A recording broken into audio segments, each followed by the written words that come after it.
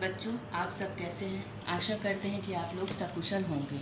बच्चों, आप लोग घर पर रहिए, स्वस्थ रहिए और सुरक्षित रहिए। बच्चों, कल हमने आपको संगीत वादन का प्रथम पाठ तबले के जन्म के विषय में पढ़ाया। बच्चों, आप सबने बहुत अच्छा रिस्पांस दिया।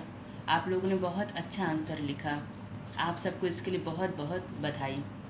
बच्चों, आज आपको हम संगीत वादन का दूसरा पाठ वाद्यों का वर्गीकरण पढ़ाएंगे। भारतीय वाद्य और उनका वर्गीकरण। ठीक है बच्चों, भारतीय वाद्य और उनका वर्गीकरण। हमारे देश में संगीत के क्षेत्र में वाद्यों का प्रयोग अत्यंत प्राचीन काल से होता आ रहा है। प्राचीन भग्नावशेषों तथा धार्मिक स्थलों में वाद्यों की आकृति तथा आदि ग्रंथ सामवेद में वाद्यों की चर्चा इसका प्रमाण है। वाद्यों का संबंध हिंदू में धर्म देवी देवताओं से भी बहुत घनिष्ठ रहा है। बांसुरी के साथ भगवान कृष्ण, डमरू के साथ भगवान शंकर, वीणा के साथ माँ सरस्वती की कल्पना साकार हो उठती है।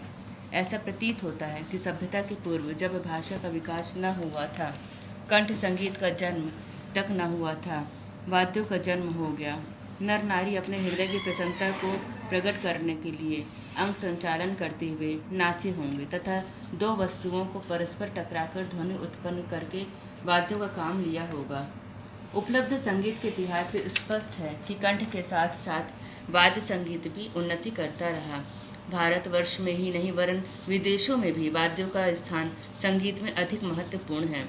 पाश्चात्य संगीत में वाद्यों को अधिक महत्व दिया जाने के कारण उनके वाद्य हमारे यहाँ से अधिक विकसित हैं।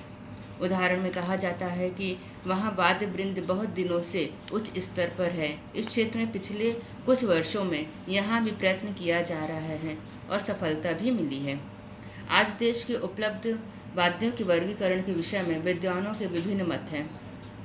कुछ लोग इसको 5 भागों में तत्, वितत, सुषिर, अवनद तथा घन वाद्यों में विभाजित करते हैं, तो कुछ लोग तत्, सुषिर, अवनद और घन इस प्रकार 4 विभाग मानते हैं। परंतु अधिकांश व्यक्ति 13वीं शताब्दी के उत्तरार्ध के शास्त्राचार्य शारंगदेव के ग्रंथ संगीत रत्नाकर में वर्णित वाद्यों का 4 भागों के वर्गीकरण से सहमत हैं। उन्होंने निम्न श्लोक में वाद्यों को 4 भागों में तत्, सुषिर, घन तथा अवनद करके विभाजित किया है। बच्चों, इस तरह हमारे भारतीय वाद्यों को 4 भागों में बांटा गया है, तत्, सुषिर, घन और अवनद। तो हम अब आपको तत् के बारे में बताएंगे। तत्वाद्य के अंतर्गत कौन कौन से वाद्य आते हैं, इसके विषय में भी हम आपको बताएंगे। तो पहला है तत्वाद्य। इस श्रेणी में वे वाद्य आते हैं जिनके स्वरोत्पत्ति तार, रेशम अथवा ताद के आंदोलन द्वारा होता है, जैसे सारंगी, वायलिन, इसराज, संतूर, विस्तार, सरोद आदि। इन वाद्यों को 2 विभागों में बांटा जा सकता है। बच्चों, दूसरा है सुषिर वाद्य। इस श्रेणी में वे वाद्य आते हैं जिनका स्वरोत्पत्ति मुंह से फूंककर या हवा के दबाव या जोर से होता है, जैसे बांसुरी, शहनाई, हारमोनियम तथा माउथ ऑर्गन आदि वाद्य मुख्य हैं।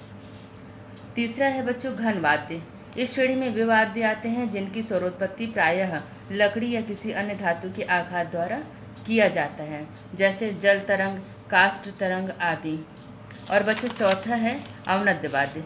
इस प्रकार के वाद्यों के मुंह पर चमड़ा मढ़ा हुआ होता है और इसके स्वरोत्पत्ति हाथ या लकड़ी के आघात द्वारा किया जाता है।